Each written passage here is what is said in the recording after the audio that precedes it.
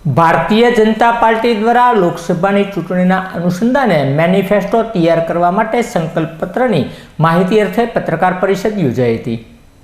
Bharatiya Janata party દ્વારા લોકસભા ચૂંટણી અનુસંધાને મેનિફેસ્ટો તૈયાર કરવા માટે રાષ્ટ્રવ્યાપી અભિયાન શરૂ કરેલ છે, જે સંકલ્પપત્રની માહિતી અર્થે પત્રકાર પરિષદ યોજાઈ હતી। આ પત્રકાર પરિષદમાં ડોક્ટર અનિલભાઈ પટેલ, પ્રદેશના પ્રવક્તા તેમજ જિલ્લાના પ્રમુખ આરસી મકવાણા, શહેરના પ્રમુખ અભયભાઈ ચૌહાણ, ધારાસભ્ય સેજલબેન પંડ્યા, સાંસદ ભારતીબેન શિયાળ સહિતના મહાનુભાવો ઉપસ્થિત રહ્યા હતા, જેમની ઉપસ્થિતિમાં પત્રકાર પરિષદ યોજાઈ હતી। આ પત્રકાર પરિષદને સંબોધતા અનિલભાઈ પટેલ દ્વારા રાષ્ટ્રવ્યાપી અભિયાન શરૂ કરેલ છે, જેમાં સંકલ્પપત્રને બનશે આ લોકોના વિચારો, આકાંક્ષાઓ, અપેક્ષાઓ પ્રાપ્ત કરવામાં આવશે અને સંકલ્પપત્રમાં સમાવેશ કરવામાં આવશે, જે માટે લોકોએ 90 2024 ટોલ ફ્રી નંબર ઉપર તેમના મંતવ્યો જણાવવા, તેની સાથોસાથ નમો એપ પણ શરૂ કરવામાં આવેલી છે, તેમાં પણ આપના સૂચનો મોકલી શકશો।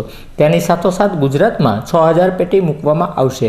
કુલ 15 તારીખ સુધીમાં 1 કરોડ લોકોના મંતવ્યો લેવામાં આવશે, જેના ઉપરથી સંકલ્પપત્ર તૈયાર કરવામાં આવશે તેમ જણાવ્યું હતું।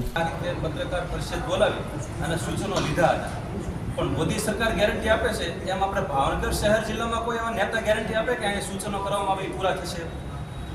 મોદી સરકારની ગેરંટી આજે પ્રજામાં જે પ્રકારનો વિશ્વાસ ઊભો થયો છે કે ગેરંટી પ્રજા આપે છે, એટલે જ્યારે કેન્દ્રની ભારતીય જનતા પાર્ટી અને મોદી સરકાર કોઈ ગેરંટી આપે તો એ ગેરંટી ભારતીય જનતા પાર્ટીના જોડાયેલા અગ્ના કાર્યકર્તા, પાયાનો કાર્યકર્તા હોય કે ચૂંટાયેલા સાંસદ, ધારાસભ્ય હોય કે પછી મંત્રી હોય, આ બધા જ લોકોએ ગેરંટી માટે પરિશ્રમ કરવાનો। તો કહેવાનો મારો મતલબ એ છે કે અગાઉ જ્યારે આપણે સૂચનો લીધા મીડિયા પાસેથી, એમાં જુદા જુદા આલ્કોહોલ એશ ડાઉન છે, ફ્લાયઓવર છે, ઘણા બધા એવા પ્રશ્નો છે જિલ્લાના છે, શહેરના છે, તો આજની તારીખે પૂરા નથી થતા, એની જવાબદારી કોણ લેશે? એની ગેરંટી કોણ આપશે ભાવનગર?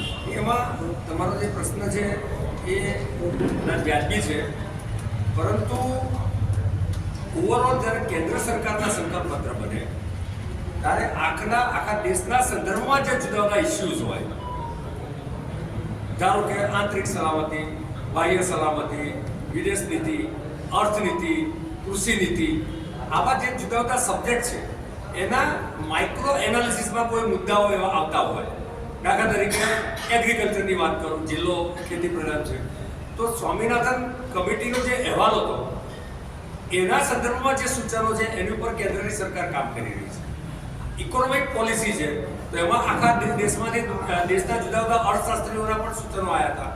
તો આજે વિશ્વની આપણે 5મું અર્થતંત્ર બન્યા છે, 11માંથી 5માં પહોંચ્યા। હમણાં જ તમને ખ્યાલ હશે કે કેન્દ્રમાં લોકસભા વખતે આદરણીય નાણામંત્રીશ્રીએ એક વ્હાઇટ પેપર રજૂ કર્યું, તો એ વ્હાઇટ પેપરમાં જે મુદ્દા એમણે લીધા છે એના 7 મુખ્ય બિંદુઓ છે। એ 7 મુખ્ય બિંદુઓમાં 2014માં સરકારને જે સંકલ્પો લીધા હતા તો એના માટેના જે મુશ્કેલી હતી 2004થી 14ની, એના રેક્ટિફિકેશન માટે શું કરવું પડે એ નિર્ણયો મોદી સરકારે આ 5 વર્ષ પહેલા પાછળના 5 વર્ષ લીધા। પછી આમાં બેંકરપ્સી કોડ હોય કે જીએસટી હોય કે એ પ્રકારના જે કડકમાં કડક પગલાઓ જે કહેવાય કે જેને વોટ બેંકથી ઉપર ઉઠીને જે નિર્ણયો, એ પ્રકારના નિર્ણય મોદી સરકાર। તો આજે વિજય સંકલ્પ 2024 કે જેને દેશની પ્રજા મોદી કી ગેરંટી તરીકે ઓળખે છે, એના અનુસંધાનમાં દેશના નાગરિકો પાસેથી આવનારી ચૂંટણીના મેનિફેસ્ટો તૈયાર કરવા માટે ભારતીય જનતા પાર્ટીએ એક રાષ્ટ્રવ્યાપી અભિયાન છેડ્યું છે। એમાં દેશના યુવાનો, મહિલાઓ, ગરીબો, કિસાનો આમની પાસેથી જે અમૃતકાલનું આ સંકલ્પપત્ર બનવાનું છે, એમાં 2047માં આ જે નરેન્દ્રભાઈનું જે 35 ટ્રિલિયન ઇકોનોમી પહોંચવાનું જે લક્ષ્યાંક છે એ પૂર્ણ કરવા માટે લોકભાગીદારી દ્વારા, જનભાગીદારી દ્વારા, જનવિશ્વાસ દ્વારા લોકોના વિચારો, એમની આકાંક્ષાઓ, એમની અપેક્ષાઓ પ્રાપ્ત કરીને અમે સંકલ્પપત્ર બનાવવા જઈ રહ્યા છે, જેના માટે અમે 90 એક ટોલ ફ્રી નંબર છે, નમો એપ દ્વારા પણ આ સૂચનો આપી શકાય છે, અમારું એક ઈમેલ એડ્રેસ પણ છે. આખા ગુજરાતમાં 6000 સૂચન પેટીઓ પણ અલગ અલગ જગ્યાએ મૂકવાના છે.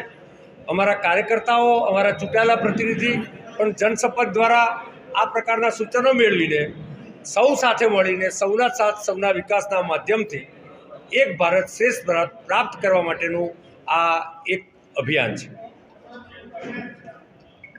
વ્હાઇટ પેપર રજૂ કર્યું તો એ વ્હાઇટ પેપરમાં જે મુદ્દા એમણે લીધા છે એના 7 મુખ્ય બિંદુઓ છે.